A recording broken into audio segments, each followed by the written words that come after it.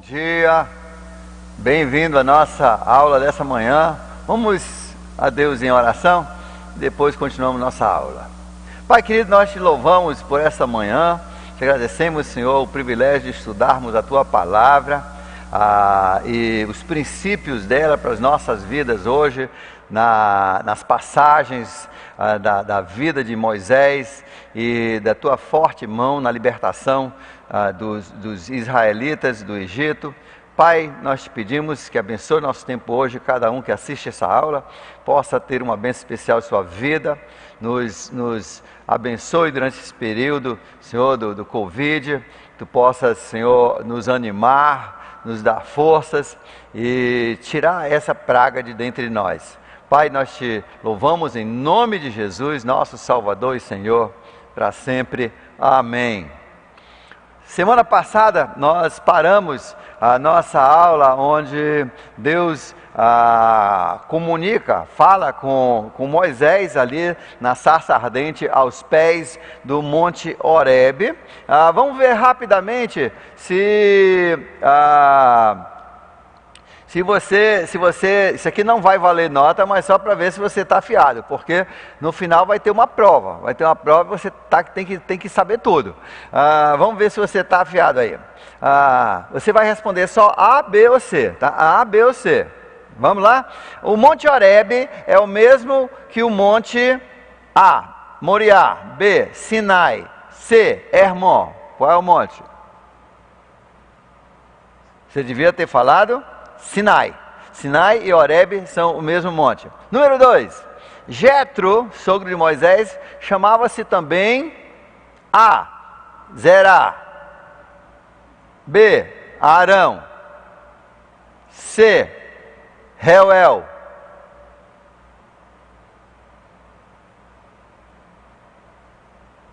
A resposta certa é C, Reuel. Número 3. Por que Moisés foi para Monte Horebe? A, levou os rebanhos. B, viu a sarça ardente. C, ouviu uma voz que o chamava. A resposta certa é: levou os seus rebanhos. Estava em procura de pastagem. Número 4. Quando Deus mandou Moisés para o Egito, o que Moisés respondeu? Eis-me aqui. A, eis-me aqui. B, quem sou eu? C, me matarão. Quando Deus mandou Moisés para o Egito, o que ele respondeu? A, eis-me aqui. B, quem sou eu? C, me matarão. A resposta certa é B, quem sou eu? Número 5. Que nome Deus falou para Moisés? Quando Moisés perguntou o nome, como é que ele iria dizer se perguntasse o nome desse Deus? Porque o povo de Israel, como também os egípcios, era acostumado a muitos deuses, era uma cultura politeísta, isso influenciou muito também os israelitas, e então eles tinham muitos nomes, como nós vamos ver, para diversos deuses e deusas. E Moisés disse: então, quando me perguntarem qual é o Deus que está te mandando, qual é o Deus que está dando essa ordem? O nome de Deus que Deus falou para Moisés foi: A, sou o Todo-Poderoso. B, El Shaddai. C, eu sou o que sou. A letra certa é C, eu sou o que sou. Muito bem, nós vamos agora continuar a nossa aula. Eu espero que você acertou. Vá anotando essas perguntas, porque essas perguntas fazem boas perguntas para a nossa final que vem aí. Moisés, quando Deus mandou ele voltar para o Egito, ele tinha 80 anos. Isso aí seria uma boa pesquisa para você. Como é que a gente sabe? Porque não diz aqui que ele tinha 80 anos. Você tem que concluir. Veja só. Para você concluir, no livro de Atos, capítulo 7, verso 23, a Bíblia diz que Moisés tinha 40 anos quando ele fugiu do Egito, depois de matar aquele egípcio. Isso você tem que encontrar no discurso de Estevão. Ó. Em Atos capítulo 7, verso 23, diz que ele tinha 80 anos, tinha 40 anos quando fugiu.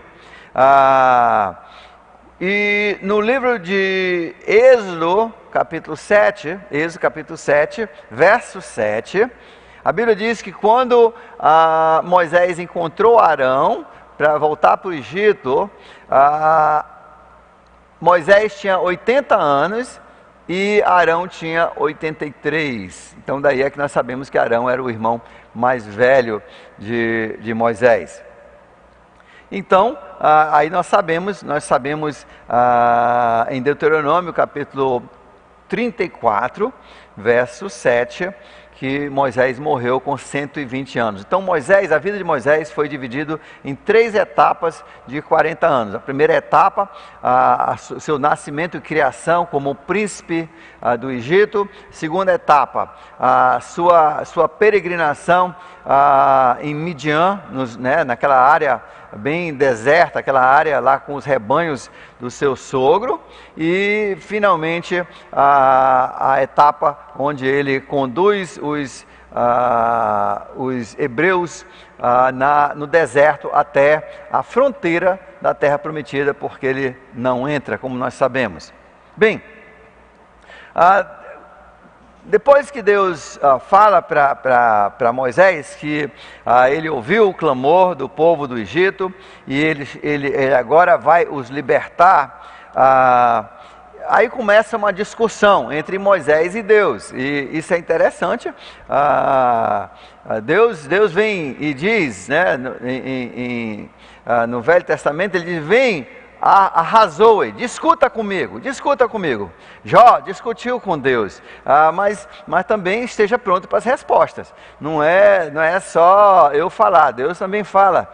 E ele começa uma discussão com Deus, falando: e se isso acontecer, e se aquilo acontecer?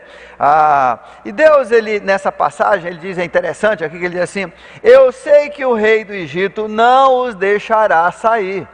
Deus já falou para Moisés, aliás, ele fala isso umas 3 vezes durante essas próximas passagens: eu sei que o rei do Egito não os deixará sair, a não ser que uma mão poderosa o force. Por isso eu vou estender a minha mão e ferir os egípcios com todo tipo de maravilha e realizarei no meio deles. Então ele os deixará sair. Veja só, é muito diferente e é muito mais fácil você ter fé quando você sabe o que vai acontecer. Por isso que Deus falou aqui para Moisés, e Moisés comunicou isso para o seu irmão, quando nós vemos esse enfrentamento, essa confrontação entre Moisés e Faraó e os magos, mas ao mesmo tempo Moisés era um intermediário, porque tinha o povo aqui de Israel, que ele também tinha que convencer que ele era o líder que Deus havia mandado para tirá-lo do Egito. E quando as coisas apertaram mais, as pessoas já desconfiavam e já não confiavam mais em Moisés como esse líder. Mas você vê essa fé obstinada, como é que Moisés voltou vez após vez para diante de Faraó, confrontá-lo com aqueles sinais e maravilhas? É que Deus já tinha dito para Moisés o que ia acontecer. Ele já tinha falado: ele não vai obedecer ao meu mandamento, ele não vai deixar você sair, até eu ferir com a mão poderosa. Então Moisés já sabia o final da história. Olha só que lição importante é para nós. Gente, Deus já nos deu o final da história. Por isso, você, meu irmão, tem pessoas que estão em pânico por esse coronavírus que tá assolando a terra, e nem é dos piores que já tivemos, e nem é dos piores que vamos ter. Vai ter essas pandemias, e a gente vê um pânico geral, porque principalmente aqui para nós que não temos vivido muitas calamidades, nós temos vivido em berço esplêndido, nesse sentido de não termos tido grandes crises, fora a criminalidade, né, que é muito grande, que mata bem mais gente por ano do que o coronavírus, mas fora isso aí, esse medo e terror que nós temos toda vez que saímos de casa, né? E, inclusive isso daí tem ajudado a aumentar o pânico e a ansiedade entre o povo de Deus. Mas gente, cadê a sua fé? Jesus, eu creio que diria hoje para os seus filhos, pessoal de pouca fé. Ou como meu amigo dentista uma vez disse, ele disse, qual é o discípulo que Jesus chamou de bully? Bully? Falei assim, sim, o discípulo que Jesus chamou de bully. Eu cocei a cabeça, aí ele disse, o discípulo que ele falou, ô homem de pouca fé, que foi o Pedro, né? Ô homem de pouca fé. Você viu a piada? Olha só, então como é que você não pode entender? Deus já nos deu o capítulo final, né? Deus já deu o capítulo final. Deus não tinha falado para Moisés alguns dos detalhes. Com que sinal, com que maravilha, ele só disse, eu vou fazer maravilhas. Ele não falou que ia ser com rãs, que ia ser com gafanhotos, mas ele já sabia o final da história. E assim é a nossa vida. Gente, nós já sabemos o final da história, e por isso nós podemos ter confiança, nós podemos descansar no Senhor, nós podemos tirar o pânico, nós podemos tirar a ansiedade. Nós temos um grande Deus, nós estamos no lado certo, nós estamos no lado vencedor. Moisés, então, inclusive aqui, Deus já diz, e ele avisa isso 3 vezes. Ele dizia, olha, quando saírem, eu vou usar esse endurecimento do coração de Faraó, porque vocês vão sair ricos. O povo vai sair rico, o povo não vai ter trabalhado 400 anos no Egito e sair de mãos abanando. Não, Deus vai encher as suas mãos com riqueza quando saírem do Egito. E Moisés, de novo, Moisés é um homem que tinha tido pouca experiência com Deus, né? Na verdade, a sua experiência com Deus, ou pelo menos a consciência da sua experiência com Deus, por mais que ele tenha sido salvo por Deus no seu nascimento, né, ali quando ele deveria ter morrido no Rio Nilo, ele perdeu consciência de um Deus que estava ali cercando, que estava protegendo. Por mais que Deus havia protegido ele do faraó, quando ele matou aquele homem e fugiu, todas essas coisas, por mais que Deus havia dado para ele uma esposa, 2 filhos, Moisés só começou a se dar conta de Deus na sua vida e realmente entender o poder de Deus com a sarça ardente. E então agora Deus está trabalhando a fé de Moisés. E gente, Deus traz circunstâncias em nossa vida para nós crescermos na nossa fé. Deus diz que sem fé é impossível agradar a Deus. Por isso, em cada circunstância adversa, como esses dias que nós estamos passando agora, são momentos onde nós precisamos praticar, treinar a nossa fé. Não é a hora de nós resmungarmos, de reclamarmos, de entrarmos em pânico. Deus já nos deu o final da história e Deus está trabalhando a sua fé. Deus está trabalhando a minha fé. E fé é a certeza daquilo que nós não estamos vendo, mas já sabemos o final da história. Moisés não sabia os passos intermediários, mas Deus já tinha dito para ele o que ia acontecer no final. E Deus já nos falou o que vai acontecer no final e quem ganha e de qual lado você está. Eu espero que você está do lado certo. Moisés ainda respondeu, mas se eles não me acreditarem, o que eu faço? E se disserem, isso é mentira, o Senhor não apareceu para ti, capítulo 4, verso 2, então, Deus disse para Moisés: o que tens na tua mão? Ele tinha uma vara, um cajado, né? Uma vara que o pastor usava para bater numa ovelha ou outra, ou matar uma cobra que estivesse lá frente. Aquela vara meio comprida, que nós conhecemos bem na época de Natal, porque, né, todos os pastores entram com aquelas varas com a ponta circular. E o que tens na tua mão? E ele perguntou, ele disse assim: uma vara. E disse o Senhor: jogue no chão. E quando ele jogou no chão, virou cobra, virou serpente. E a Bíblia diz que Moisés fugiu da serpente. De repente aquilo que ele estava segurando na mão virou uma ameaça para ele. Ele fugiu da serpente. Eu acho interessante isso aí. Eu acho interessante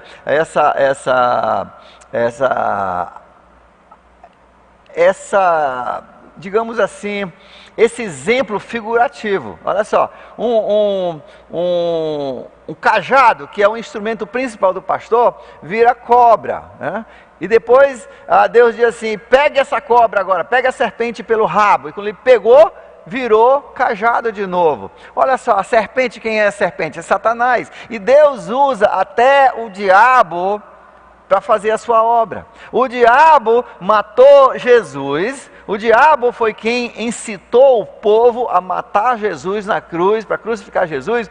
Mas foi justamente a crucificação de Jesus que acabou com a força do poder, e o poder do diabo, e nos libertou do pecado. Então a Bíblia diz que até o ímpio foi criado para a honra e glória de Deus.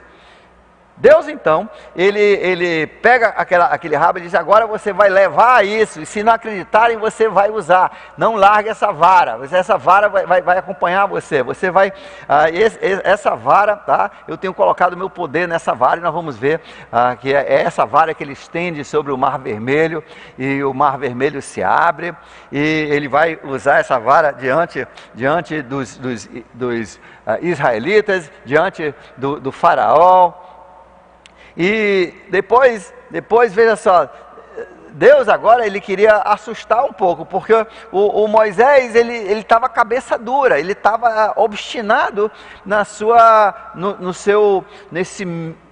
nessa ideia de não querer voltar, por causa do medo, o comodismo. Ele estava bem, ele já pensava era em terminar a vida dele por ali, e nunca voltar para Faraó, nunca voltar para o Egito.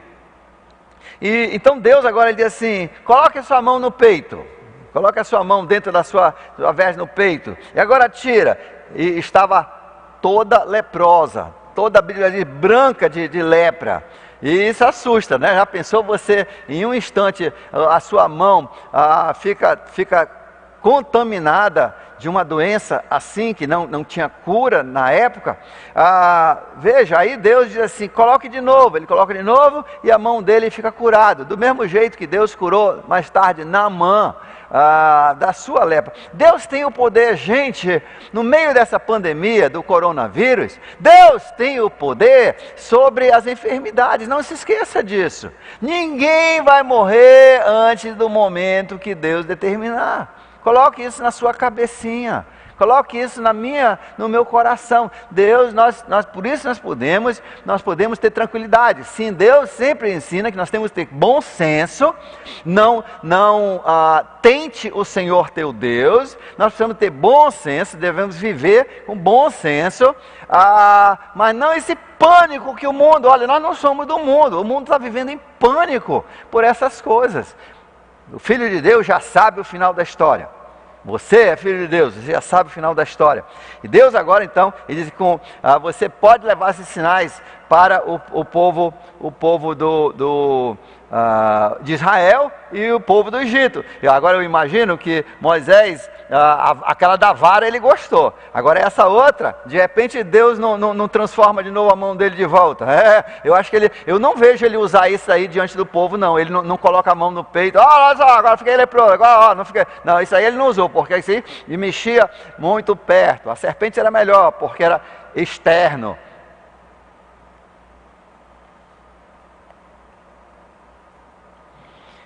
E Deus continuou dizendo: olha, e se não acreditarem em você, e nem derem atenção ao primeiro sinal milagroso, vão acreditar no segundo. E Deus diz: olha, eu tenho muitos sinais, eu tenho muitas coisas que eu posso fazer.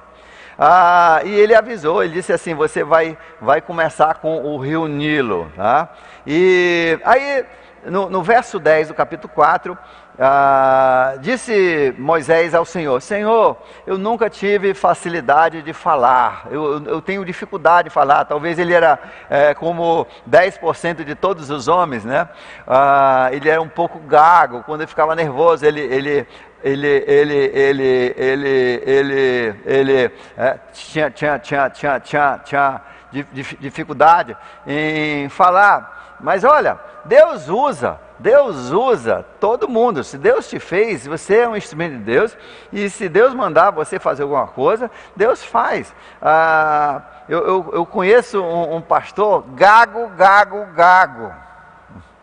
mas quando ele prega, toda vez que ele prega, ele não gagueja uma vez. Isso é Deus. Deus tem o poder de usar você do jeito que você é. E Moisés disse: eu nunca tive facilidade de falar, e como é que eu vou falar para esse pessoal? Eu não consigo falar bem. E talvez porque agora também o seu egípcio, né, a sua língua egípcia, talvez estivesse um pouco enferrujada, de 40 anos que ele não falava. E talvez o seu hebraico também era um pouco enferrujado. Eu não sei. E Deus aí, ele vem, agora Deus já se irrita um pouco, né? Veja só, verso 11, ele diz assim: o Senhor disse: quem deu a boca ao homem? Quem fez o surdo ou o mudo? Por isso que eu acredito que talvez ele era um pouco gago. Quem lhe concede vista? Ou o torna cego? Não sou eu o Senhor? Agora vá. Eu estarei com você, ensinando-lhe o que dizer. Veja só, Deus quer que você confie nele. Você não tem que, às vezes, tem pessoas que por sua natureza de personalidade, ela quer ter tudo certinho antes do fato. Quer ter o pé no chão bem seguro antes de fazer qualquer coisa. Isso não é fé. Fé é onde você, passo a passo, você vai caminhando na sua vida e Deus vai provendo as suas necessidades. Tem casais que não se casam, não obedecem, estão queimando em paixão, e Deus diz: você precisa casar, mas a gente não tem emprego. Deus mandou você casar. Se você está ardendo em paixão, case-se. E Deus vai cuidar de cada passo. Eu tenho visto isso dezenas de vezes. Tá? Tive um irmão aqui que enrolou uns 2 ou 3 anos para casar. E finalmente ele disse: mas pastor, eu não consigo um emprego. Eu tenho que cuidar, prover para minha esposa. Eu digo: case, irmão, case. Você não é mais um adolescente. Você já está perto dos 30 anos. Case com essa mulher. Vocês vão construir família. Ela também não está ficando mais nova. Case e Deus vai cuidar. Só foi ele pedir ela na semana seguinte para casar e marcar o dia do casamento, e o emprego veio 2 semanas depois. E não faltou mais emprego desde lá. Deus vem cuidando dele. Ainda essa semana eu conversei com ele. Então, fé é um passo por vez. É o que Deus diz, quando nós pedimos o nosso pão, é o pão de cada dia, não é o pão do outro mês. Agora, durante o coronavírus, né? Talvez você fique desempregado, mas não seja motivo de pânico. Você acha que Deus não sabe disso? Deus pode cuidar de você. Deus pode não, Ele vai cuidar de você. Ele já disse que vai cuidar de você. De um jeito ou outro Ele vai cuidar de você. Você não vai morrer de fome. Deus vai cuidar de você, mas é um dia por fé. Deus quer que a sua fé seja todo dia. Às vezes, quando Deus nos abençoa de uma forma financeira maior, quantos de vocês realmente tem um estoquezinho em casa, você tem uma poupançazinha, você está bem por uns 6 meses, 1 ano? Olha, cuidado, para isso não romper e corromper a sua fé. Deus quer que você confie todo dia.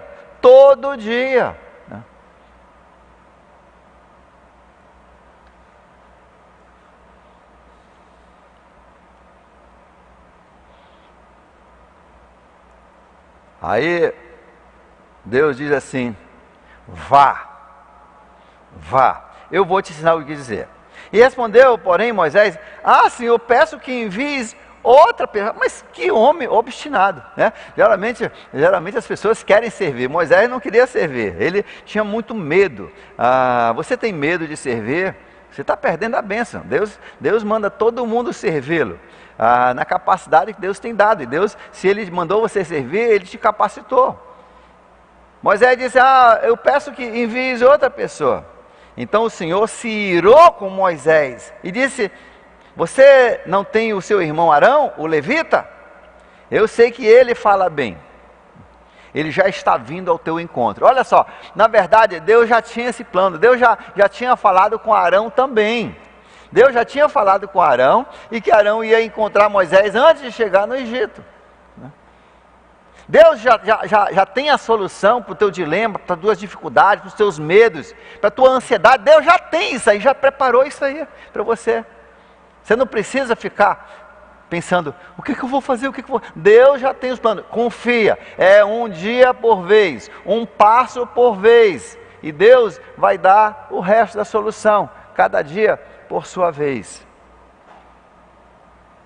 Ele já está vindo ao teu encontro e se alegrará em vê-lo. 40 anos que ele não tinha visto o Arão, agora ele ia ver o seu irmão. Você falará com ele e lhe dirá o que ele deve dizer. E eu estarei com vocês quando falarem e lhe direi o que fazer. E assim como Deus fala ao profeta, você falará com seu irmão. Ou seja, o povo do Egito, no final, eles achavam o Moisés quase certamente um homem lá próximo de Deus, porque o que ele falava, ele mandava o seu mensageiro Arão traduzir lá para o rei e acontecia. Ele será o porta-voz diante do povo. E leve na sua mão essa vara. Não esqueça, o que Deus te deu? O que Deus te deu? Qual é a sua vara? Qual é a minha vara que Deus tem me dado? O que eu posso ter certeza? Está aqui a minha vara. Olha aqui. Isso aqui é o meu cajado. Eu tenho isso aqui em minhas mãos. E o que Deus falou aqui vai acontecer. Nós podemos nos fiar nessa palavra que Deus tem nos prometido sobre o futuro, sobre o que vem pela frente. Leve na sua mão essa vara, porque com ela você fará coisas maravilhosas. Veja só, lembre-se da armadura de Deus no capítulo 5 e 6 do capítulo 6 de Efésios, capítulo 6, é a armadura. Deus, leve isso consigo, leve a sua fé, leve a palavra de Deus, leve a espada da palavra, leve o escudo da fé, leve o cinto da verdade, leve.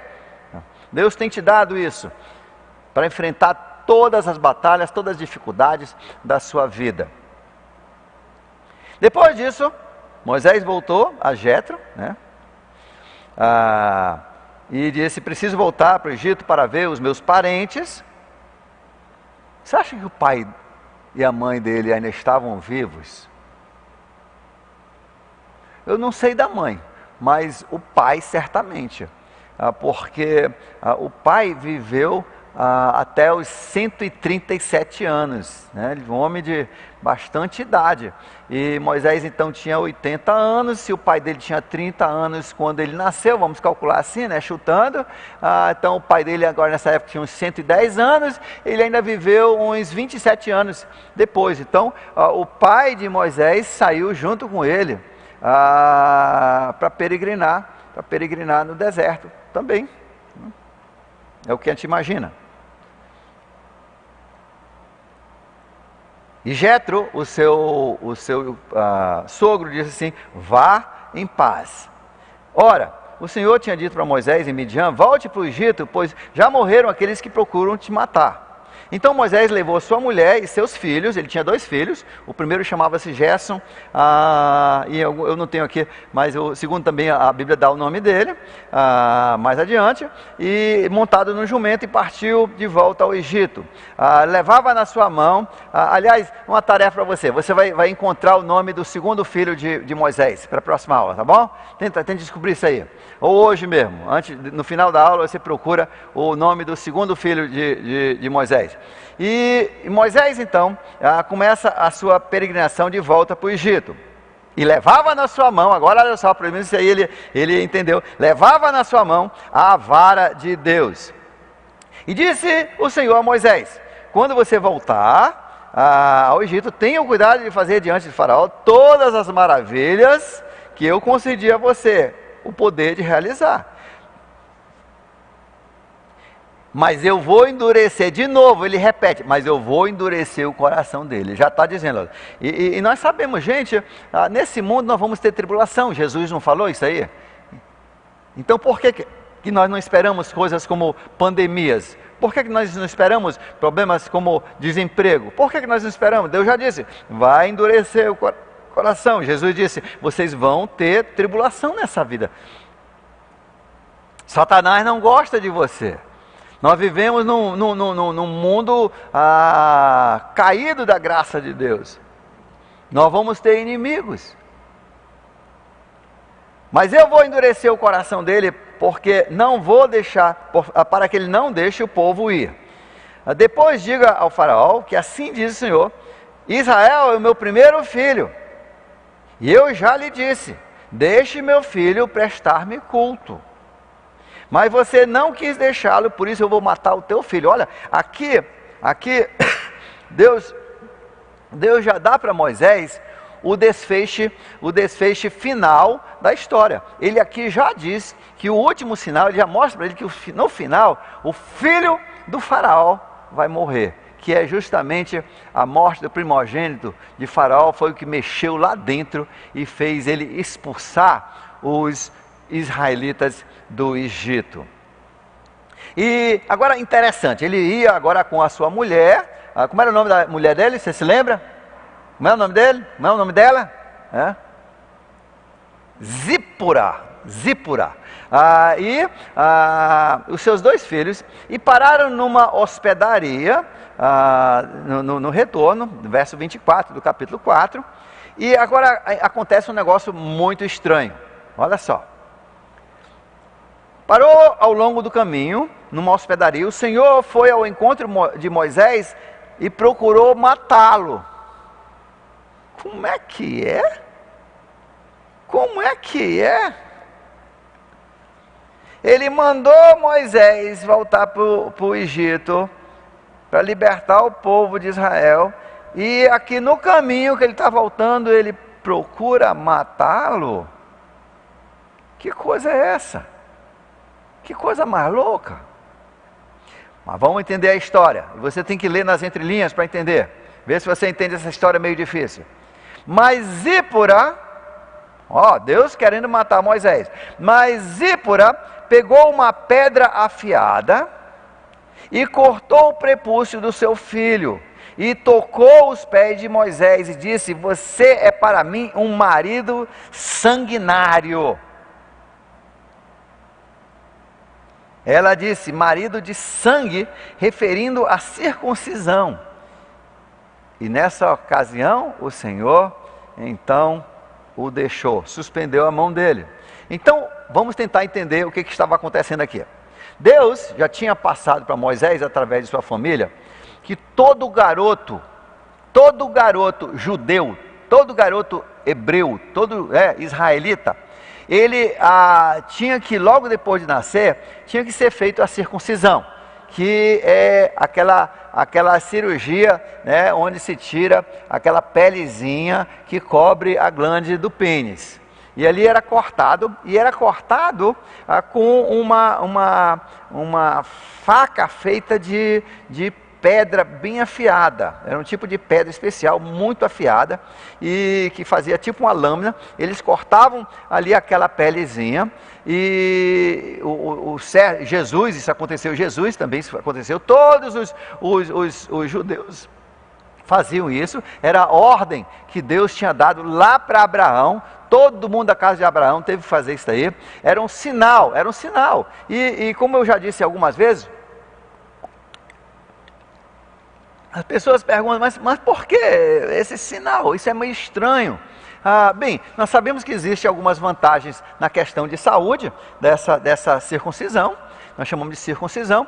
Mas, segundo, eu creio que Deus, Ele quer marcar todo homem, principalmente os homens, porque os homens são, como Deus ensina, eles são os portadores do Espírito, eles são os responsáveis para o progresso da família, tá? Deus, Ele tem os homens como os responsáveis para conduzir as suas famílias. Deus, quando coloca essa responsabilidade de conduzir as suas famílias no temor do Senhor, nos caminhos do Senhor, Ele coloca isso sobre os homens.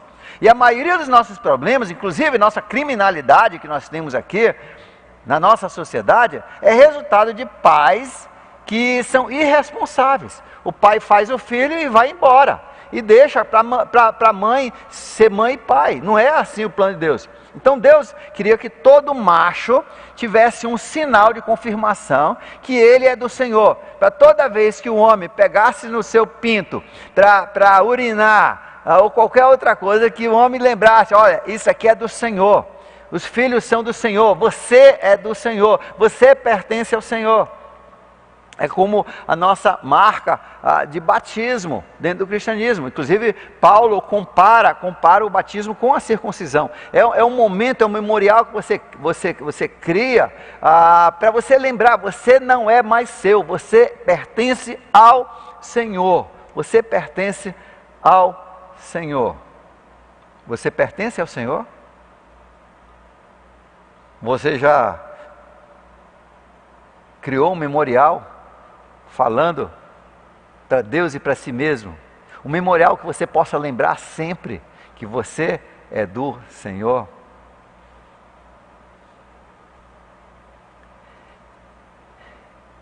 E obviamente Moisés tinha feito isso no primeiro filho.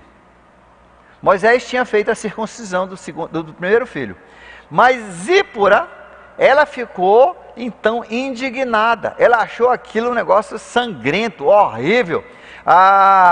E ela ficou muito zangada. E quando nasceu o segundo filho, então, Moisés não fez a circuncisão, como era uma ordem para os judeus, para os israelitas.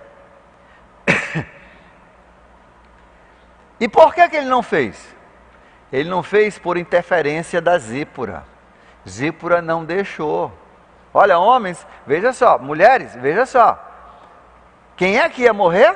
Quem é que ia morrer nessa história? O homem. E por que ele ia morrer? Porque a Zípora não queria que Moisés fizesse a circuncisão do seu segundo filho. E quase o Moisés morre. Então Deus mostra aqui que, gente, Deus tem o homem como responsável pela sua família. Por isso, nas qualificações de um pastor, de um bispo, de um diácono, Deus coloca a responsabilidade em cima do homem de ter uma mulher cooperadora e filhos obedientes. É a responsabilidade do homem. Homem, você precisa participar. Inclusive, eu vou dizer mais uma coisa. Durante esse período da pandemia de coronavírus, Deus está te dando uma oportunidade, porque geralmente você está lá na empresa o dia todo, na fábrica, 10, 12 horas por dia. Deus está te dando uma oportunidade de você influenciar de novo os seus filhos. Você precisa ter influência.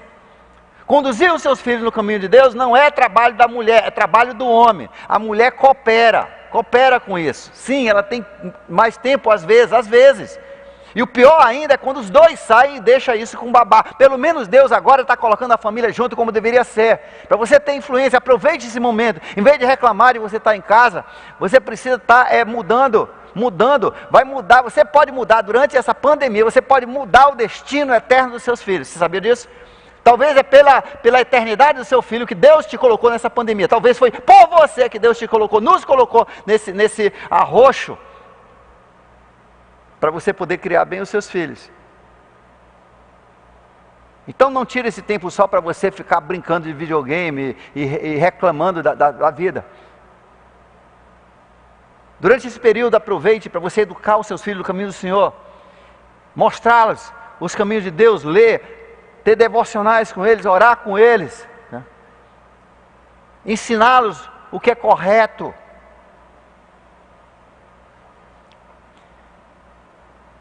E quando ele fez a circuncisão do segundo filho, ficou tudo ok. Deus ainda tem os homens como responsáveis pela família. Homem, você é responsável pela sua família. Por isso, você que está pensando em divorciar da sua mulher por causa de outro rabo de saia, ou sei lá, talvez até por causa de outro homem, isso é uma desgraça. Deus vai te punir por isso. Você vai pagar por toda a eternidade a sua desgraça. Deus deu a você a responsabilidade por esse filho que nasceu de você, esse filho que tem o Espírito de Deus, passou através de você para ele. Ele vai ser um ser eterno por causa de você, da sua semente, a Bíblia nos ensina. Então tenha essa responsabilidade. E agora os dois então vão, ele se encontra logo mais no verso 27, no monte de Deus, olha só, em Horebe, na verdade. Então ele atravessa, vai para o monte Sinai, e lá se encontra com seu irmão, que agora tinha vindo do Egito, e os dois se encontraram, e ficaram muito felizes em se verem. E Moisés contou tudo que para Arão, tudo que o Senhor tinha mandado ele dizer, e falou também dos sinais que ele ia fazer, dos sinais que tinha realizado, da vara, tudo mais. E assim Moisés e Arão foram e se reuniram com as autoridades israelitas. Em seguida, Moisés fez os sinais diante do povo e eles creram. Talvez ele fez aquele outro sinal, falei que não, mas talvez, né? Quando o povo soube que o Senhor tinha decidido vir ao seu auxílio, ficaram muito, muito felizes e se curvaram em adoração.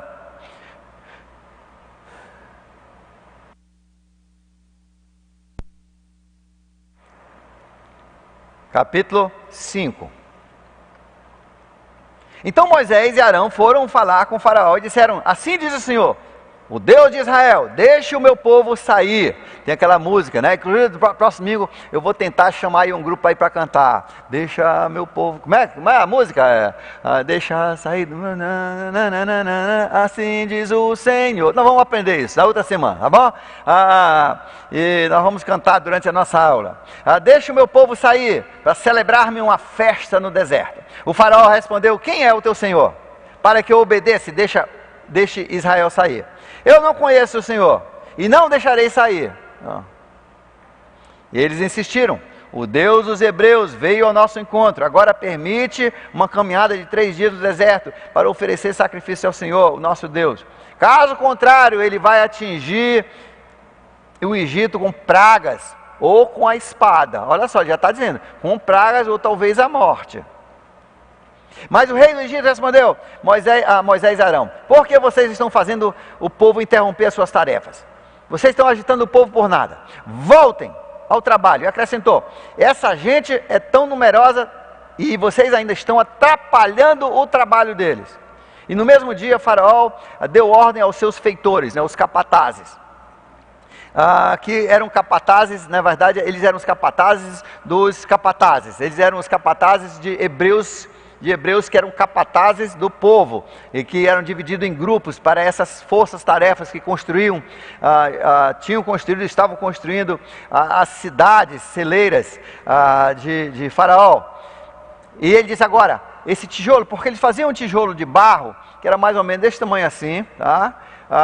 Uns 30 centímetros, por uns 20, tá? Por uns 25 de largura, mais ou menos, e colocavam dentro daquele barro, colocavam palha, e a palha então ajudava a segurar, a fazer um tijolo mais forte. E o Faraó então disse: olha, e tem mais, agora nós não vamos fornecer mais a palha. Agora o próprio israelita, o povo de Israel, vai ter que achar essa palha. Antes nós trazíamos a palha, colocávamos ali para misturar com barro e fazer os tijolos, que eram secados no sol, né? Agora nós não vamos dar mais palha. E tem mais, a cota diária tem que continuar. E nós já sabemos historicamente que esse faraó, ele machucou muito o povo. Ele tinha ele queria uma produção extraordinária, e agora ele tira metade dos ingredientes. O povo ia ter que correr atrás de palha, mas exigem a mesma quantidade. Inclusive, eu ouvi uma vez, não sei se é verdade, que nessa região onde estavam construindo essa cidade, que se encontrou tijolos com bem menos palha, tinha muita palha e com bem menos palha, tinha umas que tinha bem pouquinha palha, e alguns imaginam que era dessa época que a palha estava em falta. E olha, tudo isso porque eles são preguiçosos.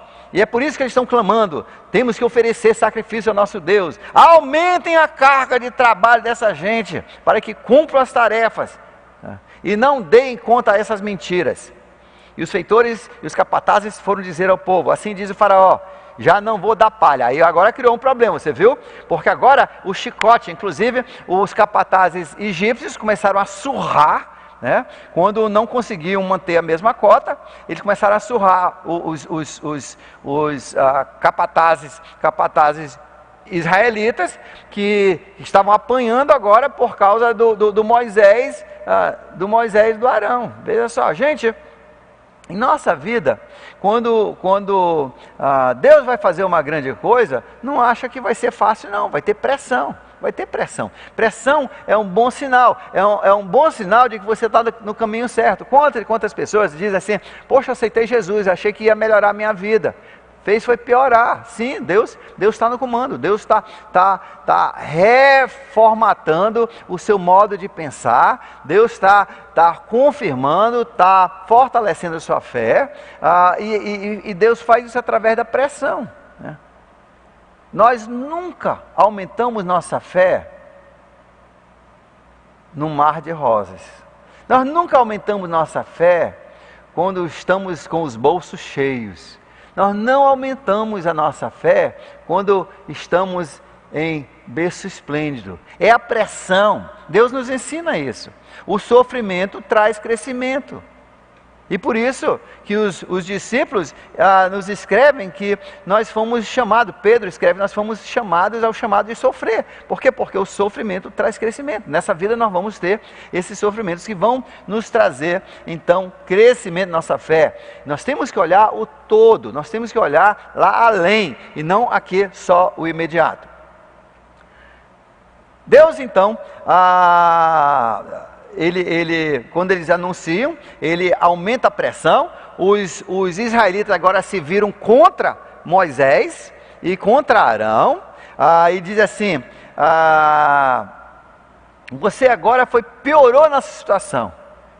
A gente era escravo, mas agora nós somos escravos, estamos apanhando. Agora a pressão aumentou, está pior ainda, está pior.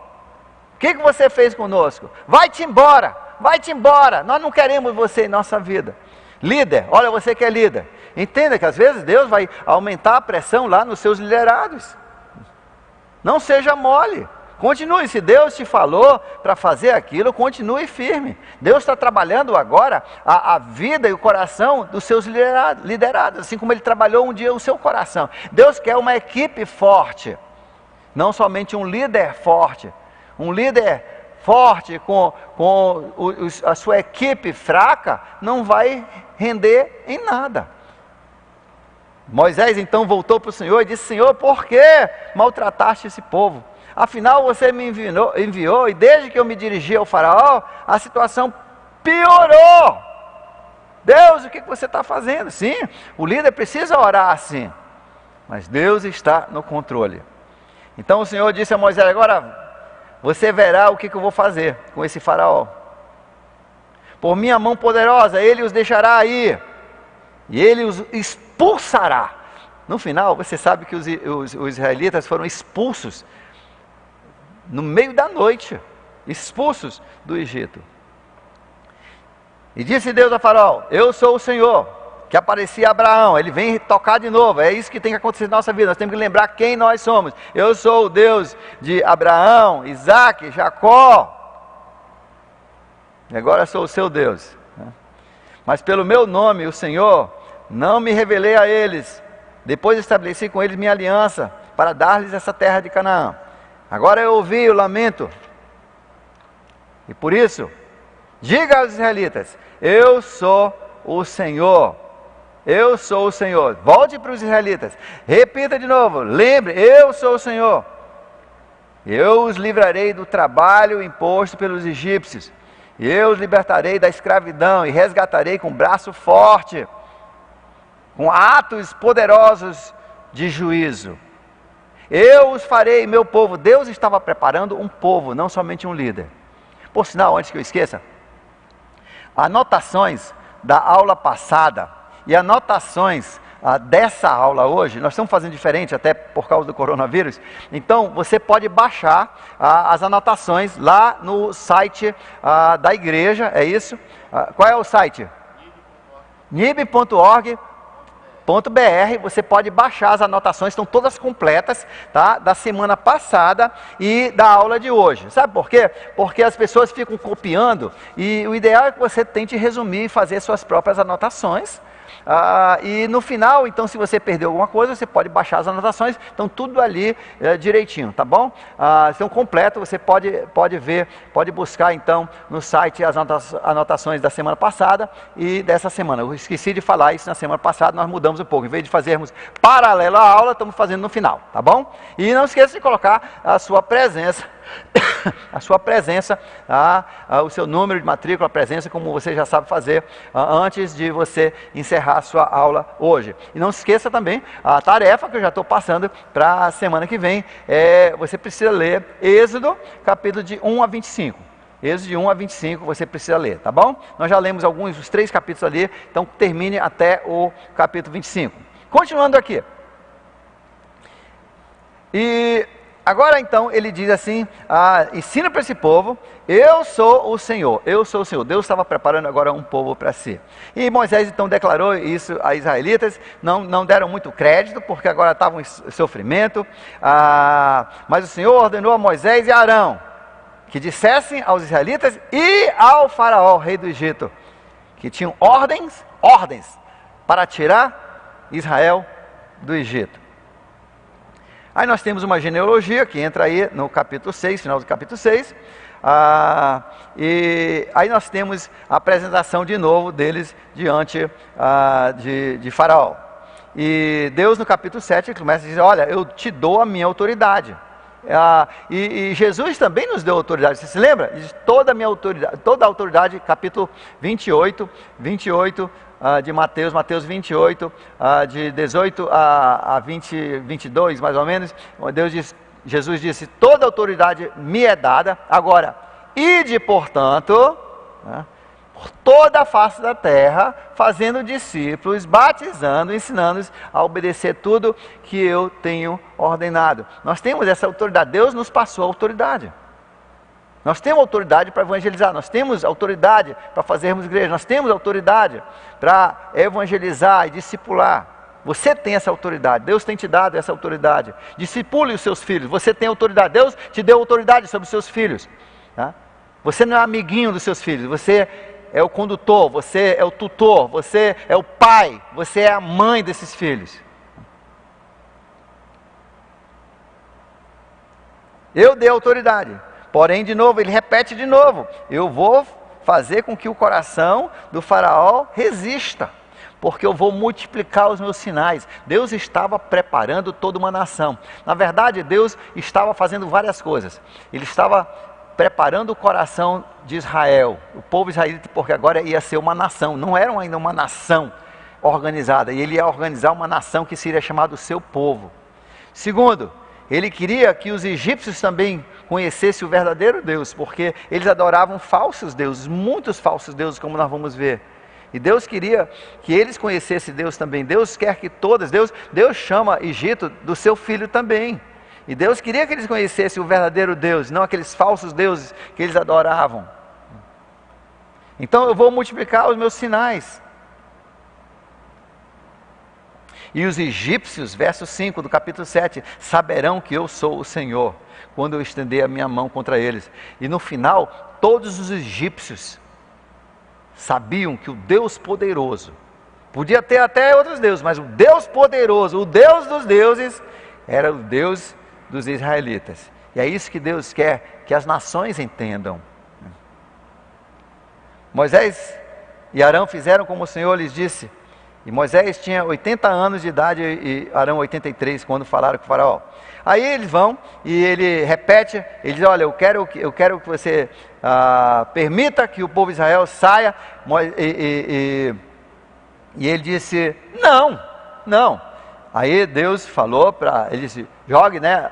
Moisés jogou a sua vara no chão, virou serpente, o pessoal pulou. Mas sabe de uma coisa? Olha só como Satanás é o anticristo.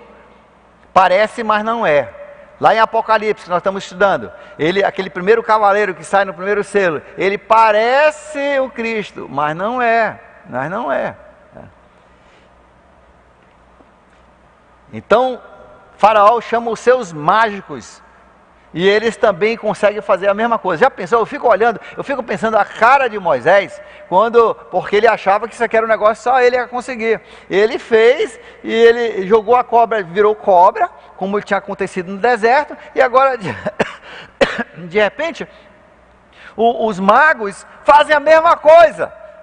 E se eu tivesse sido Moisés, eu teria ficado decepcionado. Caramba!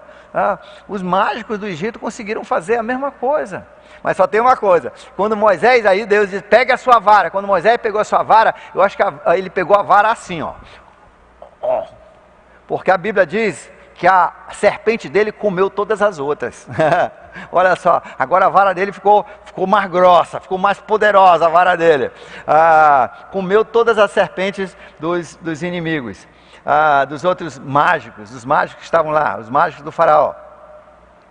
E aí nós começamos, aí Deus manda ele voltar. Como eles não obedeceram, Deus disse, olha, amanhã você vai enfrentar o faraó na hora que ele descer para o rio Nilo. Por que o rei descia para o rio Nilo todo dia? O rio Nilo era considerado um dos deuses deles. É o que trazia prosperidade. O rio Nilo era responsável por a maior parte da prosperidade do Egito. Era um rio muito fértil, que quando alagava na época da cheia, como aqui no Amazonas, então aquilo trazia um sedimento e a terra ficava muito, muito fértil. O Egito dependia disso para toda a sua produção agrícola. E então Deus disse, você vai confrontar ele, porque o rei ia todo dia para o rio Nilo lá fazer a sua adoração, porque era um dos seus deuses principais, era o deus da prosperidade deles. E o rio Nilo era chamado o deus Api, H-A-P-I, Api, e era um dos deuses principais. E Deus agora já vai mexer nesse primeiro deus, ele vai agora confrontar esse primeiro deus. E Moisés, aí nós temos um desenho aí, tá? Aí uma imagem do deus Api, deus egípcio do Nilo. E a imagem dele era, aí você vê a imagem. É uma imagem como se vê nos desenhos, né? Nos desenhos daquela época. E ele então, ele enfrenta o faraó quando ele vem descendo para o rio, para fazer a sua adoração ao rio. Assim diz o Senhor, visto que você saberá que eu sou o Senhor, com a vara que eu trago na mão, ferirei as águas do Nilo. Olha só, de novo a vara. E elas vão se transformar em sangue, e os peixes do Nilo morrerão, e o rio ficará cheirando mal, e os egípcios não suportarão beber as suas águas. Disse o Senhor a Moisés, diga a Arão que tome a tua vara, estenda sobre as águas do Egito, e dos rios, canais, açudes, e todos os reservatórios, e elas se transformarão em sangue. Haverá sangue por toda parte da terra, até nas vasilhas de madeira e nos potes de pedra. Moisés e Arão fizeram como o Senhor tinha ordenado, e Arão estendeu a sua vara e feriu as águas do Nilo, na presença do faraó e dos seus conselheiros, e toda a água virou sangue, e os peixes morreram, e o rio cheirava tão mal que os egípcios não conseguiam beber as suas águas. Havia sangue por toda parte do Egito. Mas os magos do Egito conseguiram fazer também, transformar a água em sangue. Olha só. Eles conseguiram repetir. Satanás tem muito poder. Através da sua enganação, a Bíblia diz que o anticristo virá com muitos sinais poderosos. Por isso que sinais não são a forma de construir nossa fé. Sinais, a Bíblia diz em 1 Coríntios capítulo 14, são para os descrentes, aqueles que não têm fé, para os bebês, que não têm fé. Sinais não provam nada. Satanás também pode fazer grandes sinais, e nós temos que ter cuidado com isso aí. E é isso que de repente agora Moisés está descobrindo. Mas De qualquer forma, veio então, e esse é importante porque isso aqui feriu o Deus principal deles, que era o Deus do rio Nilo, chamado Ap, que era o Deus do Nilo, né? da vida, da produção. Aí a Bíblia diz que então os egípcios tiveram que cavar cacimbas, né? Aqueles buracos perto do rio que filtrava a água, aí puderam tomar água dali. E passaram-se 7 dias depois que o Senhor feriu o Nilo, e Deus então disse para Moisés, passou uma semana, ele disse, agora você vai voltar de novo para o faraó. Bem, nós vamos parar aqui a nossa aula com a primeira praga, que nós chamamos de praga de rios se transformando em sangue, Deus confrontando o Deus principal, o segundo Deus mais importante dos egípcios, que era o Deus do rio Nilo. E nós vamos continuar nossa aula na próxima semana. Que Deus abençoe você, um bom dia, e a gente se vê domingo que vem.